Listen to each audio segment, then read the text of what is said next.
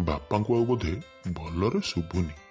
ଗୋଟେ କଥା କହିଲେ ଆଉ ଗୋଟେ କଥାର ଉତ୍ତର ଦେଉଛନ୍ତି। ଦେଖିବା, ତାଙ୍କ କାନ ପରୀକ୍ଷାଟା ଟିକେ କରିଦେଲେ ହୁଅନ୍ତା। ଶୁଣିବା ବି ସେଇଥିରେ ପରୀକ୍ଷା ହେଇଯାଆନ୍ତା। ହେଲେ କୋଉଠିକି ନେବି? କୋଉ ଜାଗାରେ ଶ୍ରବଣ ପରୀକ୍ଷା ହେଉଛି?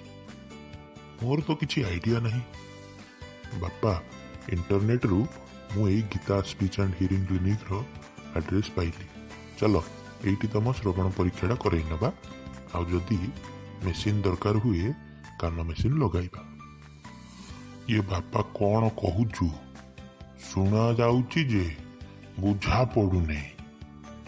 ଯିବା ଦେଖିବା କ'ଣ ଭିତରେ ଡାକ୍ତର କହୁଛନ୍ତି। ହଉ ଚାଲ ଭିତରକୁ ଯିବା, ଦେଖିବା।